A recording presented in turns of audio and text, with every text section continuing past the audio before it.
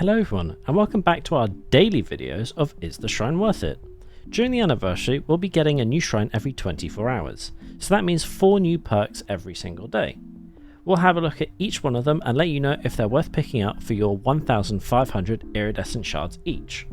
Just for reference, it is normally only ever worth it to buy perks from the Shrine Secrets that are either from licensed characters or from characters that are very new and that cost a lot of shards to fully purchase. Today we have a really cool themed shrine which is kind of to do with exhaustion. We have perks from Jake, the Singularity, the Lich and Jonah. Those perks are Calm Spirit, Genetic Limits, Languid Touch and Overcome. Let's get into the survivor perks first. Our first survivor perk is Overcome. When you're injured, you retain your movement speed for a bonus 2 seconds longer. This is what it looks like in game.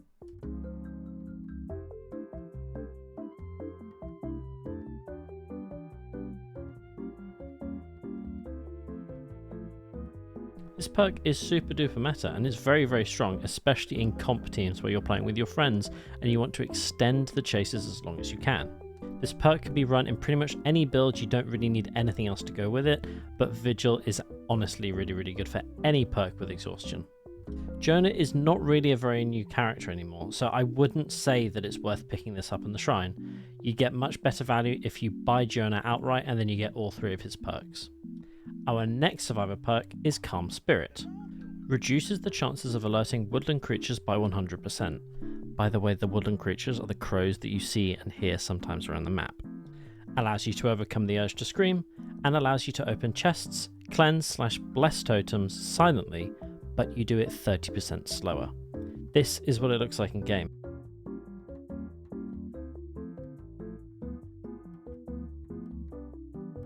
Now obviously this is a perk that's kind of hard to show because it just doesn't really do anything. It stops you from being a loud, obnoxious player. But it's honestly not the worst perk to put in your build if you really want to be quiet and really escape and evade the killer. The only downside to this is that Jake is part of the base game. Again, I don't get why Behaviour are adding these perks to the shrine, it makes absolutely no sense whatsoever. Obviously stay away from this perk. Put it in your builds if you want to, but level Jake up. Do not spend your shards on any base game perks in the shrine. Complete waste. Let's move on to the killer perks.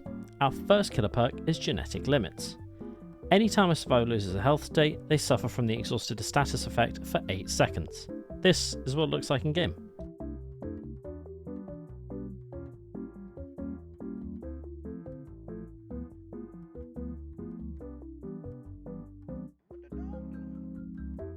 So this is what I mean by the theme of this shrine.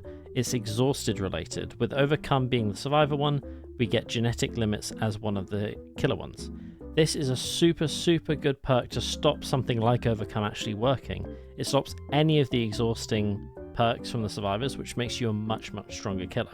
It is a little bit annoying to take up an entire perk slot as a killer because you only get 4 perks, whereas those survivors, they get 16.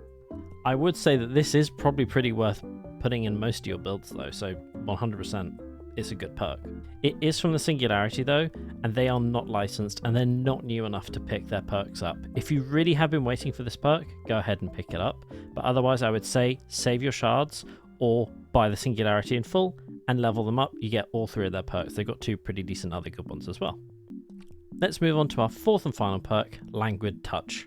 When a survivor within 36 meters of you scares a crow, they suffer from the exhausted status effect for 10 seconds.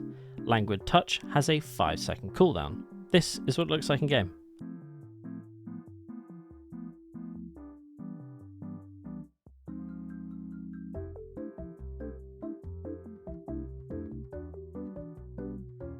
So obviously I've used the same clip because it's very easy for this to trigger. This is a pretty strong build, also similar to Genetic Limit. It makes a lot of survivors a lot weaker if they're running any exhausted effects, so it makes you a much stronger killer if you do run this. Even if it wasn't very powerful, I would say it's 100% worth picking up because it is from the Lich, and he is a licensed killer. So 100% pick this up, whether you put it in your build or not. I don't think it's too strong, but it's still 100% worth picking up. So to recap, this week, the only thing you really want to pick up is Languid Touch. That's because the Lich is a character that you have to buy with real money, is licensed. The other 3 perks are all unlicensed and not really worth picking up. especially Calm Spirit. Overcome is a very, very good perk, but I would say it's still worth buying Jonah. If you don't have the money for Jonah and you just want this perk, then go ahead, pick it up. It's probably worth it in the end. Thank you for watching the video. Hopefully we get a better shrine tomorrow. Hopefully no more base game characters. That'd be really good behavior. Okay, see you then guys. Bye.